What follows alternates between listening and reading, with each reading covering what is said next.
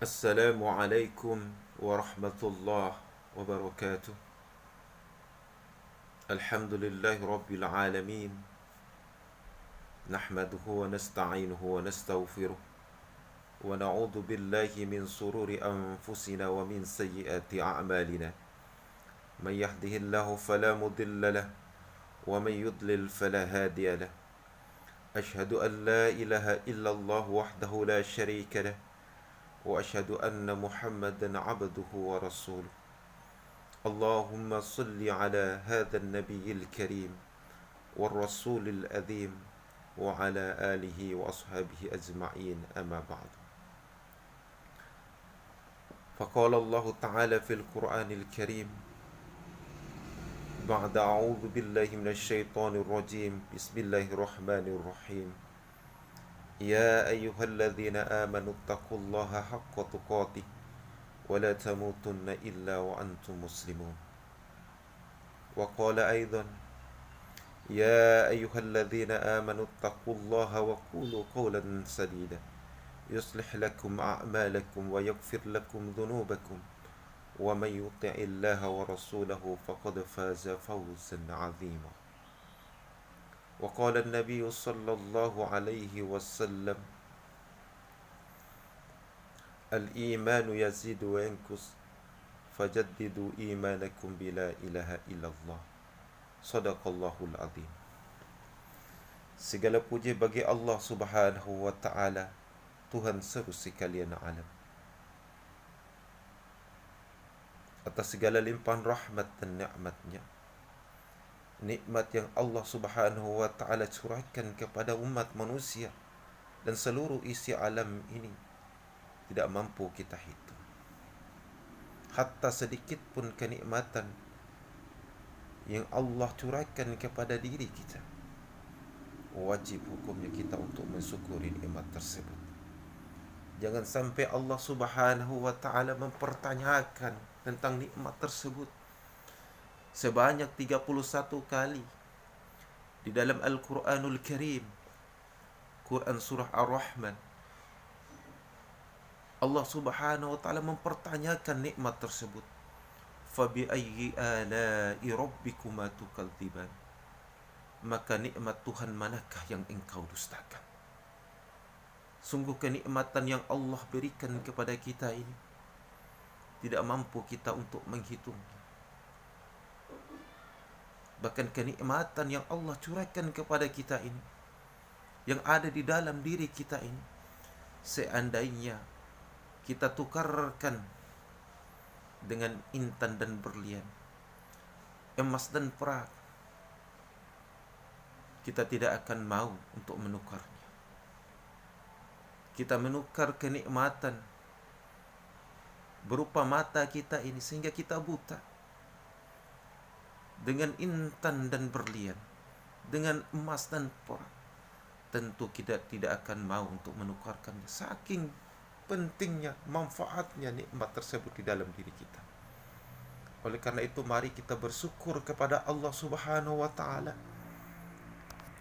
atas nikmat tersebut, sehingga Allah Subhanahu wa taala akan menambah nikmat tersebut kepada kita. Wa idh ta'adzana rabbukum la in sakartum la azidannakum wala in kafartum inna azabi lasadid. Sesungguhnya Allah telah mempermaklumkan, jika engkau bersyukur atas nikmat Allah Subhanahu wa taala, Allah akan tambahkan nikmat tersebut. Dan jika kita kufur atas nikmat Allah Subhanahu wa taala, ketahuilah sesungguhnya azab Allah Subhanahu wa taala amat sangat pedih. Ma'asyiral muslimin wa jumratal mu'minin rahimakumullah. Mari kita buktikan kesyukuran kita kepada Allah Subhanahu wa taala. Bukan hanya sekedar mengucapkan alhamdulillahi rabbil alamin saja, tetapi kita wujudkan di dalam rangka ketaatan kepada Allah Subhanahu wa taala. Nabi Muhammad sallallahu alaihi wasallam yang maksum dari segala dosa dan khilaf, beliau ibadahnya sungguh luar biasa. Ketika beliau bangun di keheningan malam, beliau salat tahajud sampai kakinya bengkak. Ditanya oleh Aisyah radhiyallahu anha kepada Nabi sallallahu alaihi wasallam, "Mengapa engkau melakukan hal seperti itu ya Rasulullah? Bukankah dosamu yang lalu dan yang akan datang telah diampuni oleh Allah Subhanahu wa taala?" Tapi apa jawab Nabi Muhammad sallallahu alaihi wasallam? "Afala yakunu abdan sakura." Aku tidak mau dicap, distempel oleh Allah Subhanahu wa taala sebagai hamba Allah Subhanahu wa taala yang tidak pandai bersyukur atas nikmat yang Allah berikan, atas nikmat yang Allah curahkan kepadanya. Oleh karena itu mari kita wujudkan ketaatan kita kepada Allah Subhanahu wa taala sebagai rasa atau bukti daripada rasa syukur kita atas nikmat yang Allah curahkan kepada kita. Ma'asyiral muslimin wa jumratal mu'minin rahimakumullah. Salawat serta salam tidak lupa kita persembahkan kepada junjungan kita Nabi besar Muhammad sallallahu alaihi wasallam. Nabi Muhammad sallallahu alaihi wasallam yang begitu sayang kepada kita. Di dalam kehidupannya, bahkan mendekati akhir hayat beliau, beliau meminta kepada malaikat Jibril alaihi salam agar menyampaikan salam keselamatan untuk umatnya. Begitu cintanya Rasulullah sallallahu alaihi wasallam. Bahkan di dalam kehidupannya Rasulullah sallallahu alaihi wasallam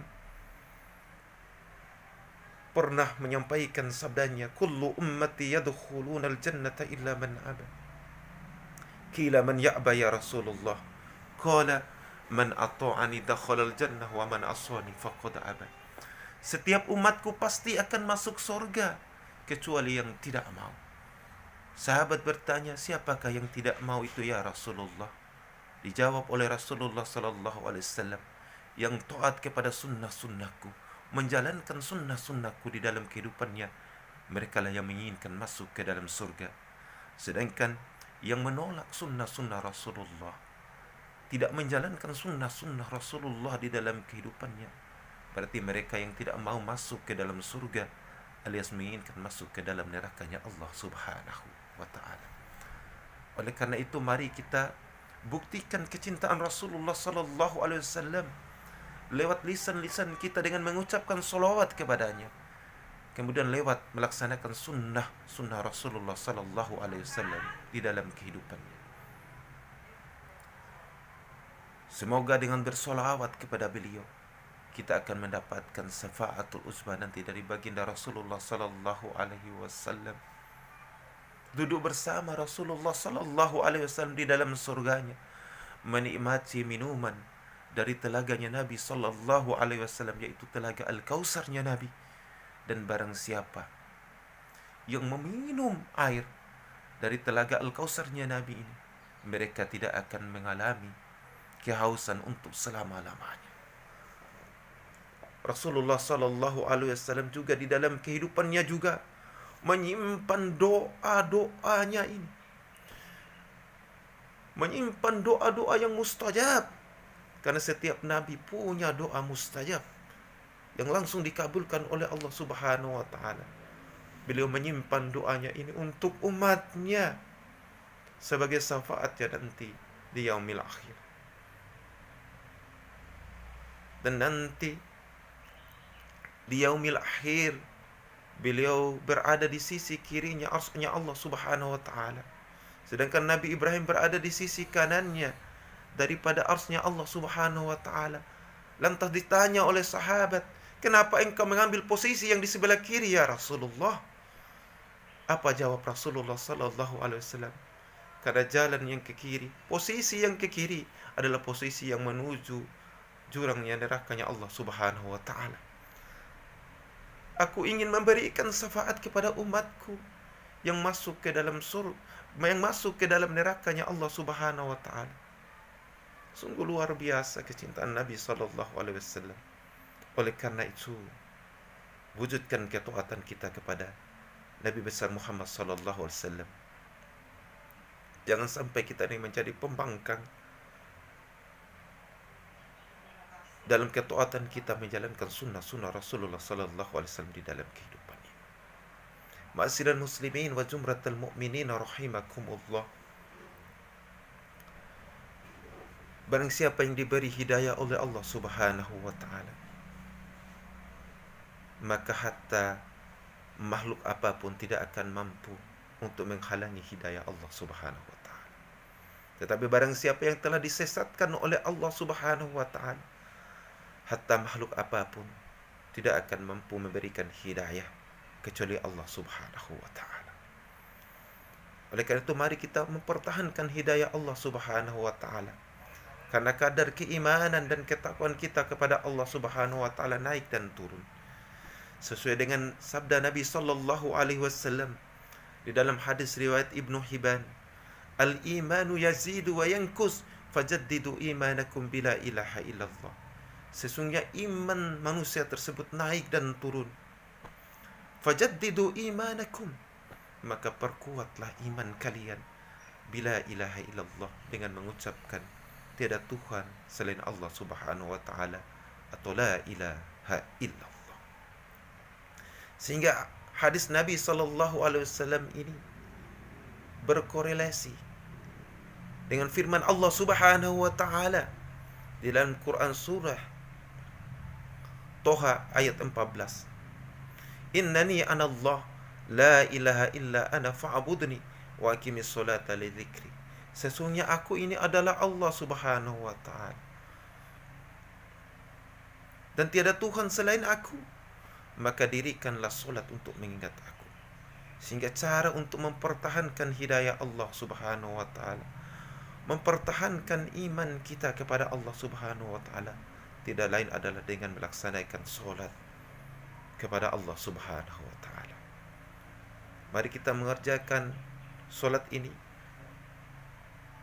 bukan hanya sekedar gerakan badan semata-mata,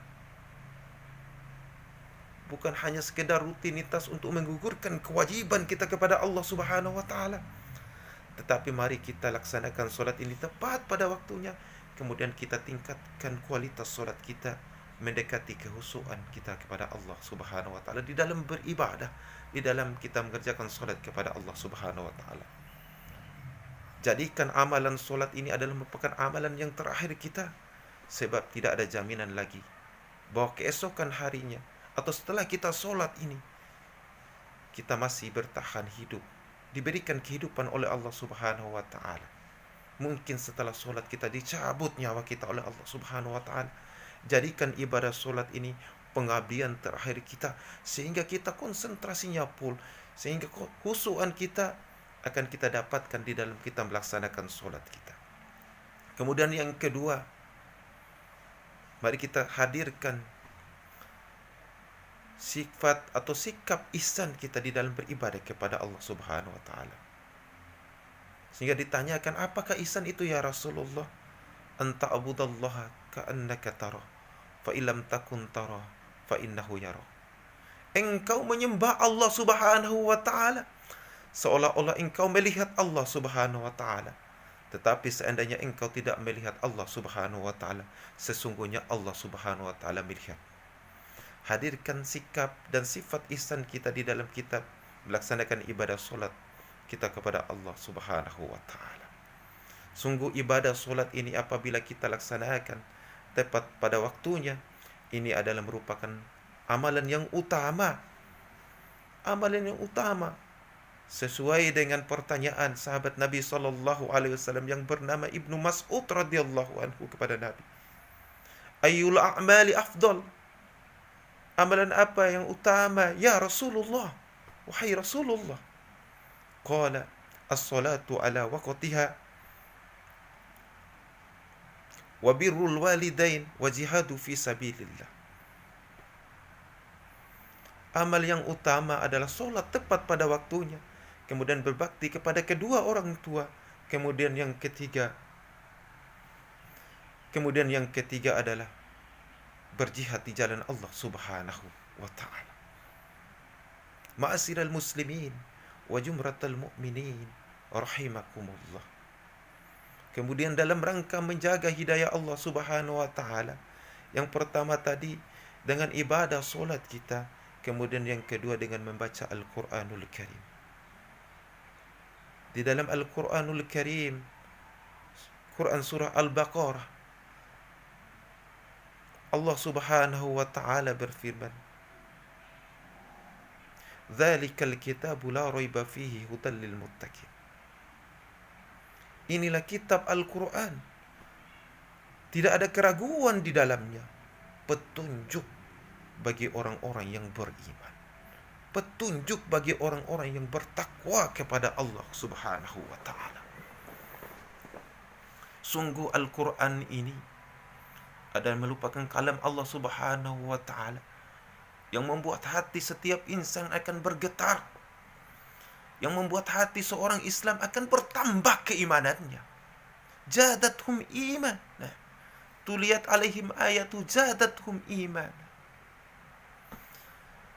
Semakin bertambah kuat, kokoh keimanannya kepada Allah Subhanahu wa taala. Sehingga Allah Subhanahu wa taala memberikan perumpamaan di dalam Al-Quranul Karim, surah Al-Hasyr, bagaimana Al-Quran ini diturunkan kepada gunung-gunung. Gunung-gunung pun akan hancur berantakan karena takut akan Tuhannya. Tapi diturunkan kepada manusia yang potensi kebaikannya, apabila dia melakukan kebaikan-kebaikan, derajatnya akan melebihi malaikat.